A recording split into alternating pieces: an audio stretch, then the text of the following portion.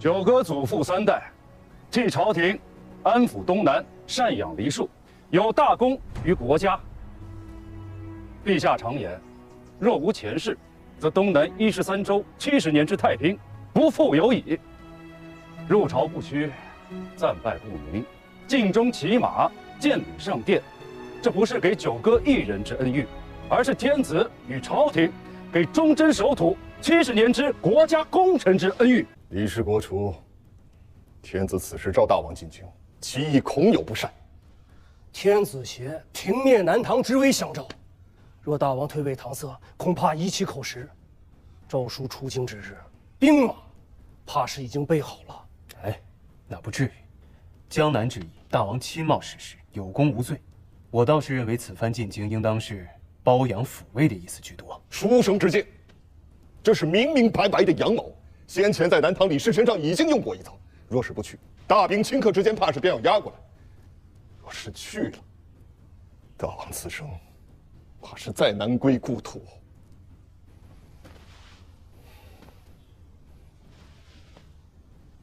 南唐灭国后，南方藩镇仅余大王与泉州陈洪进。大王与天子有旧不假，然则天子终归是天子，断不会以私情而待国事。此番公然下诏相召，其用意殊难意料，去与不去，各存利弊。大王须慎思之。阿俊若是在位监国，该不会再上李元清的恶当了吧？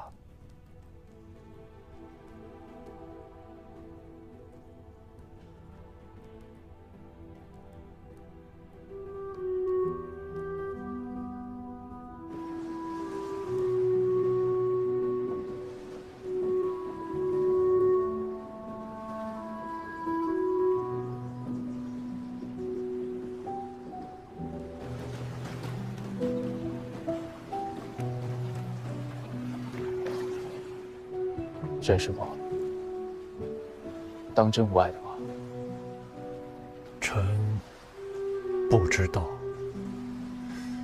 大王恐怕也不知道。若大王和王妃居留京师，世子需做好全摄两军节度留后的准备。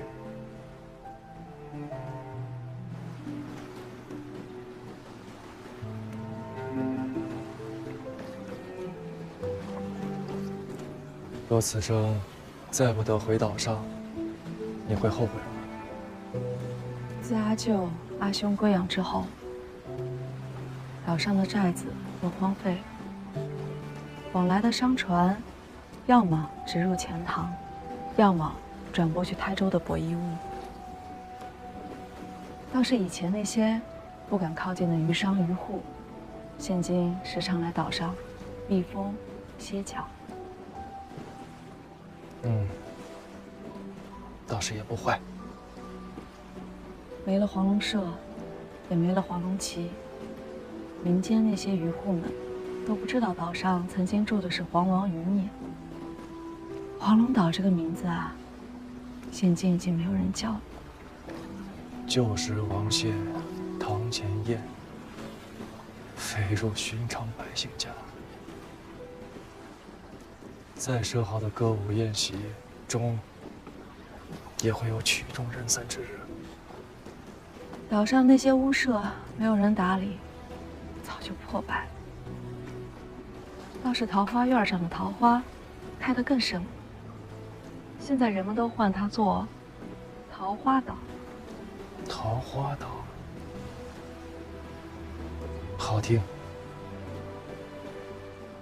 我想起当年在汴梁，水丘宫口误，唤黄龙岛为黄花岛。哎，这一眨眼，都过去这么多年了。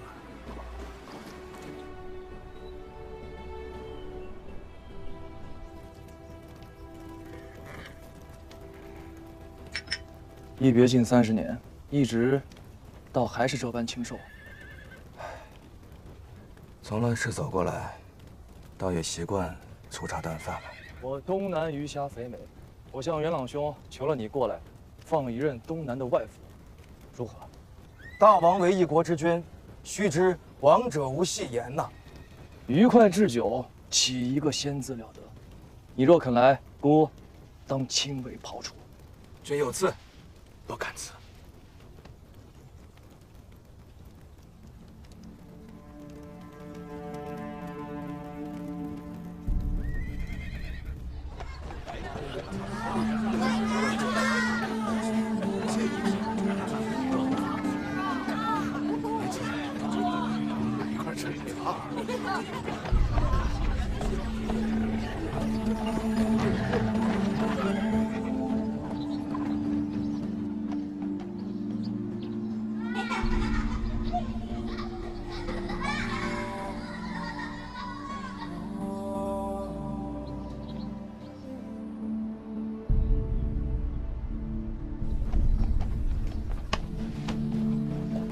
天气有些炎热，大王可是身子不适？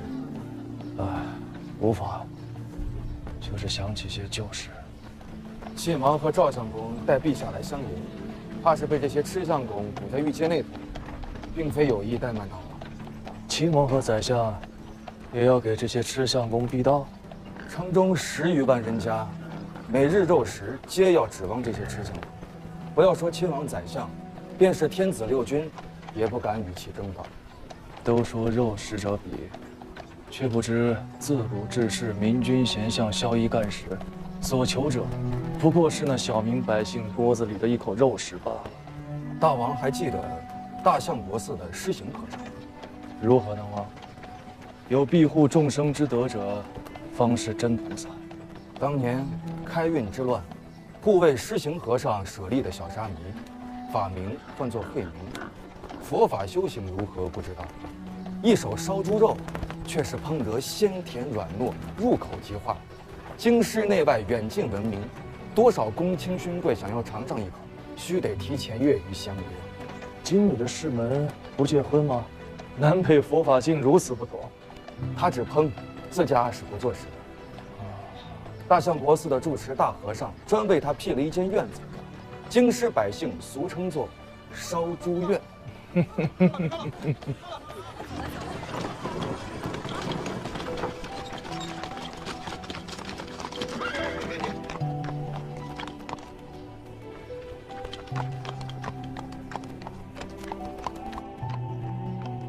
小王赵光义奉天子诏命，恭迎大王觐见。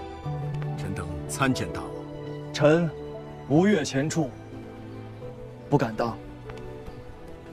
陛下口诏。臣前处后诏。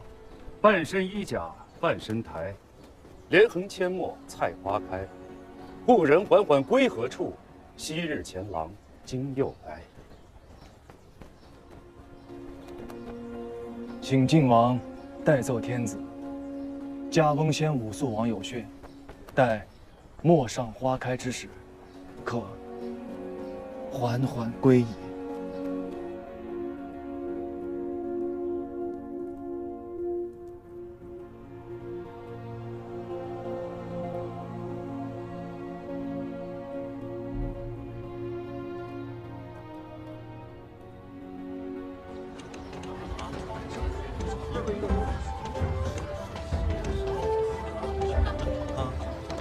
大王，可识得此曲？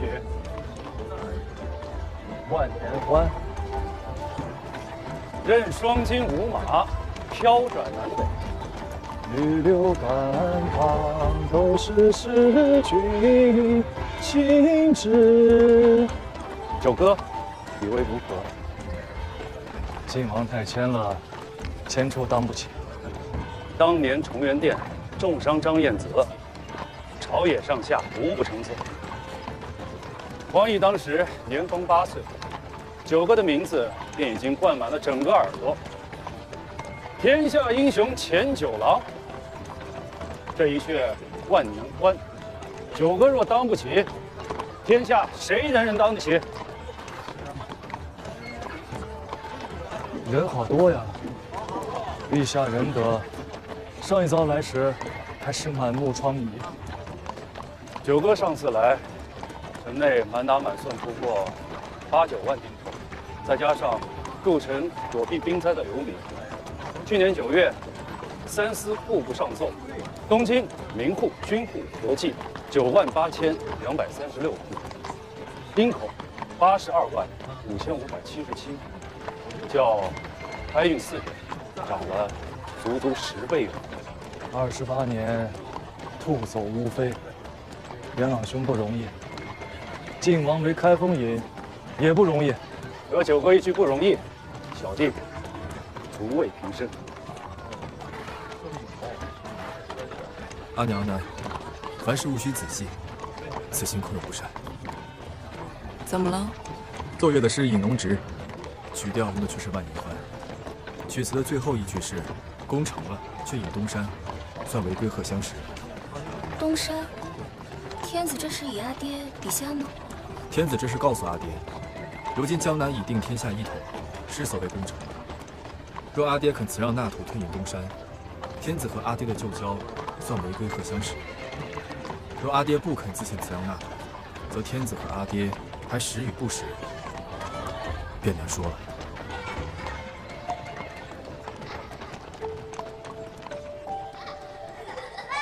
花开得真好。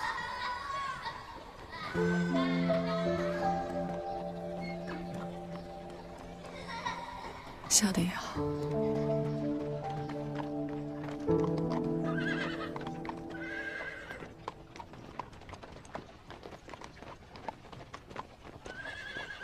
二位大王，请下马吧。天子在崇德殿相候。陛下有事。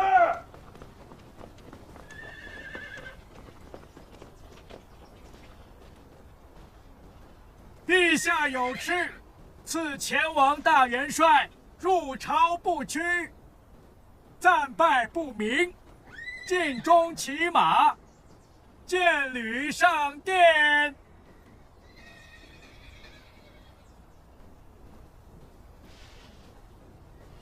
此非人臣之礼，臣前处不敢奉诏。九哥，勿下马。晋王欲置我于非礼不义吗？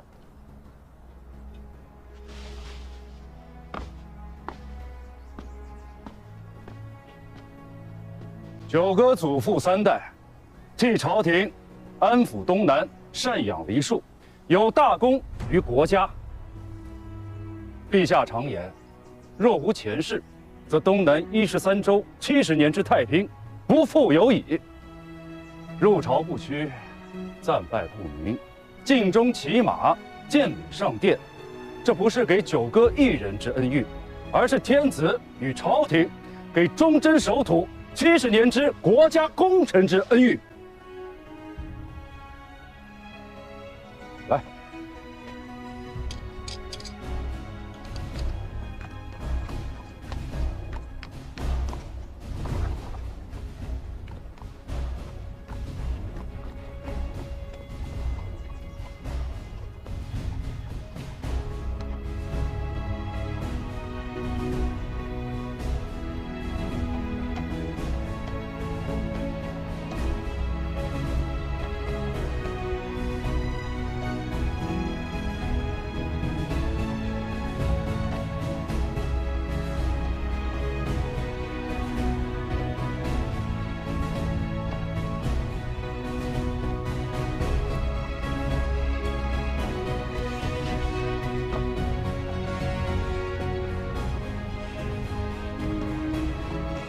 陛下有敕，今日长朝由王相公押颁，宣吴越王大元帅和晋王万岁殿图见。臣奉诏。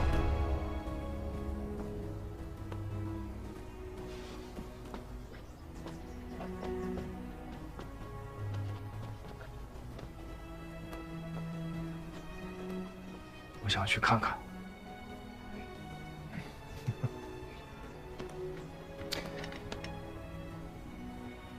九哥在这殿上，刀子都动过了。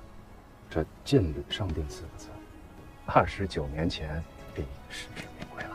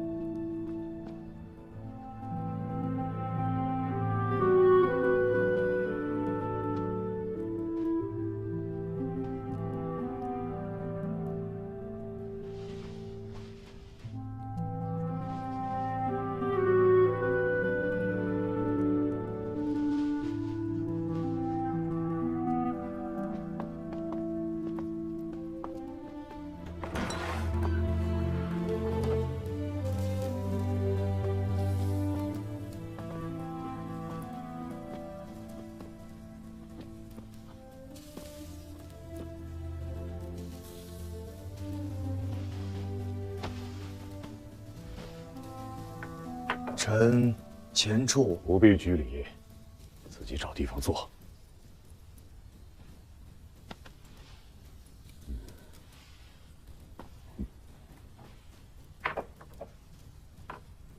阿兄缺了长朝，我便知今日有口福了。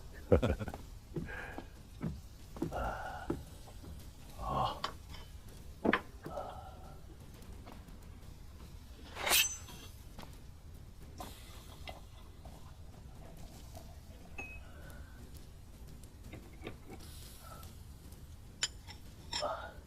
尝尝。哎，多谢阿兄。不是这柄刀子吧？那把鱼丸送给下面的一个兵头了。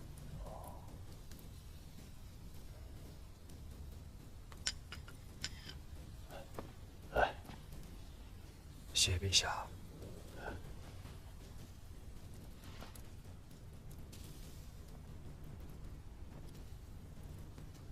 手艺如何？陛下亲见了。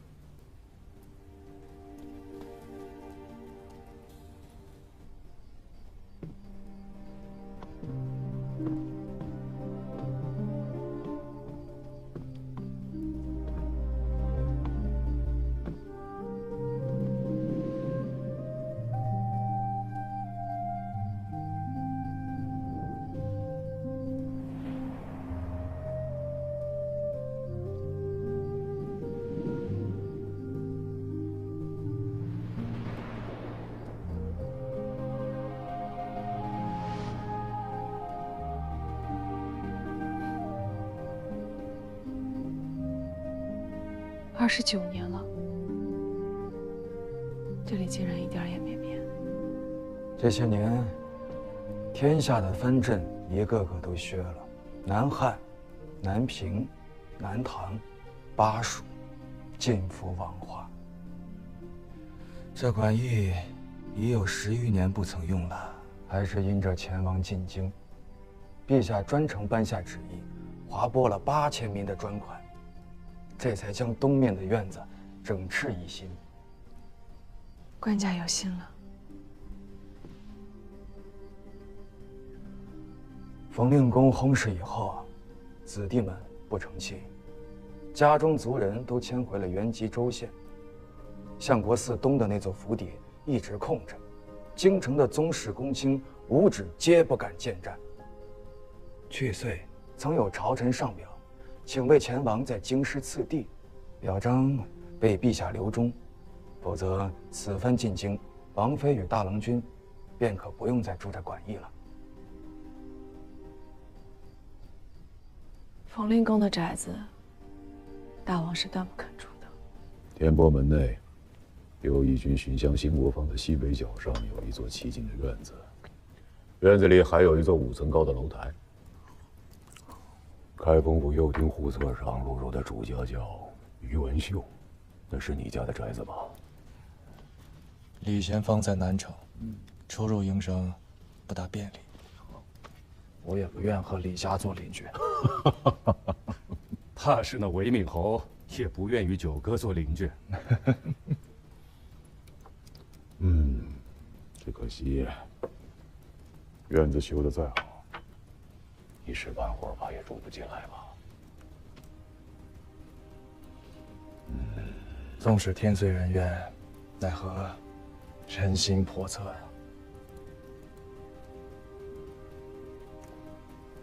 九哥有何难处？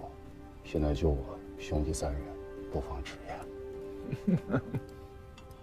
这一朝又一朝，哪里有什么新鲜事啊？1约税赋，2约世家，3约钱币。天下所惯者，难道不是北汉和泉州吗？世子聪慧，能知天下大事。当今天下，尚自外于王化者，北汉刘氏、泉州陈氏，再有就是我吴越钱氏。此为天下之事，却非天下之患。学生不解，请先生为学生解惑。周烈王2年，周太史丹建秦献公元，使周与秦国和而别，别500载复合。孟子谓滕文公曰：“天下之生久矣，一治一乱。”这2句话的意思是，天下之生为分、合、治、乱4字而已。少时开蒙，慎夫子也讲过这4个字。春秋列国纷争是分，秦汉九州一统是和，汉末3国鼎立是分，司马氏统序归晋是和，文景、明章、贞观、开元是治，桓灵、大业、安史、黄巢是乱。自唐末黄王倡乱，至今已有100年，乃历梁、唐、晋、汉、周5代，分南吴、南唐、南平、南楚、南汉、前蜀、后蜀、闽国、北汉及我吴越并称10国。而今诸国皆亡，闽国国号已除，只余下泉州陈洪进一脉坐地自守。诸侯各国，如今也只剩下北汉刘氏和我前氏了。刘氏据河东，前氏断东南，其实是不一样的。这又有何不同？河东号称辽里山河，地极民平，所谓12州之地，人口赋税不及东南之12县。而刘氏能窃据至今，实则不在刘氏自家，而在契丹。是了，昔日父王与元相公议政也曾说过，若无辽国在北面称雄，区区北汉不足当中国之一扫。那我吴越呢？世子须知，自武肃王立国至今，传续5代，留下了煌煌祖训，识时务，修共事，事大国，夺得利，养梨树，待真主。吴越前世近100年来，从未曾自外于中国，故而在朝廷眼中，吴越与北汉是不同的。天下之事，学生已然明白，可又不知何谓天下之患。天下之事，所谓分分合合，实乃治乱之果；而天下之患，所谓钱币、税赋、市价，乃治乱之源。税赋乃是国家财用根本，为何反成了天下治乱之源？朝廷的税赋现在分为3大项：户赋、田赋、杂赋。这些年，为了滋养人口，各州县的户赋，阿兄是常年下诏捐免的。至于田赋，为了鼓励垦荒，两税法的夏秋2季全都并到了秋季里。倒是杂赋这一项，自从莱州开了榷场，中原没了嫔在，日渐有所进益。单论起来都是小项，但合并起来反倒成了大项。中原乱了100多年了，地多人少，要滋养人丁，要鼓励垦荒，自然不能抑制兼并。可东南不同啊，必须要抑制兼并啊！兼并？自吴主孙权经略东南以来，吴越之地800年间未曾历经大的战事。衣冠南渡之后，北方的世家大族觊觎东南，置田亩，修庄园，开枝散叶，繁衍生息，不与北方门阀相争。安定的时日久了，家族的人口也变多了，原先购置的田亩不够用，便想趁着灾荒之年，贱价兼买贫户之田。这便是兼并，败坏了两汉400年江山的罪魁祸首。大宋定鼎20余年，无论是军中将变，还是朝中官吏，大都是新人，要么是东征西讨于营务中搏杀出功名的，要么是于乱世中颠沛流离、历经民生之苦的儒士。用这些人去治地方，不必忧心他们与当地大户沆瀣勾连。故此，元朗兄在中原收的是关税，可在吴越，小弟收的却是包税。九哥，此乃亡国之正言。饮鸩止渴罢了，为了抑制兼并，不得不而。小弟做大王前，吴越国中收的也是关税，于是便弄出了先征后粮这等令人发指的恶政。不说地方州县，便是隶属国家户部的营田司，竟也与当地大户豪强因为勾连。丰年打压粮价，再年借机兼并。长此以往，百姓卖儿育女，国家采用匮乏，覆灭之危啊！前世去东南不过90年而已，这些当地豪强坐地经营，谁家没有个几百年的根基？流水的朝廷，铁打的世家，在吴越，完全是不下乡的。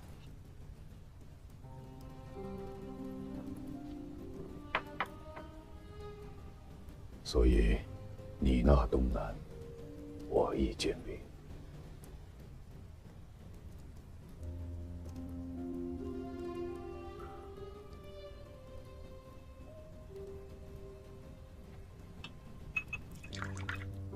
其实这20年，我内心盘桓犹豫的，正是此事。我原本想着，交给国家的，该是一个干干净净的东南。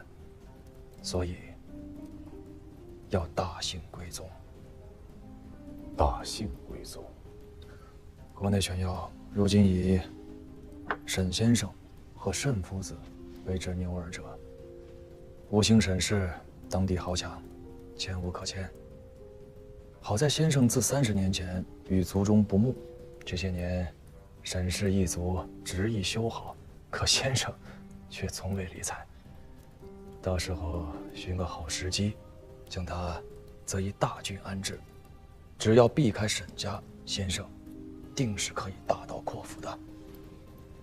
沈如玉夫子如今尚在，80多岁了，留在王都荣养。事情一旦做起来，沈夫子会率沈氏宗家14房一体馈宗汝南。老夫子能有如此决断，实在让人钦佩啊！这2个都还好说，真正为难的是我家大郎兄。可是，在吴越被尊为大令公的那位，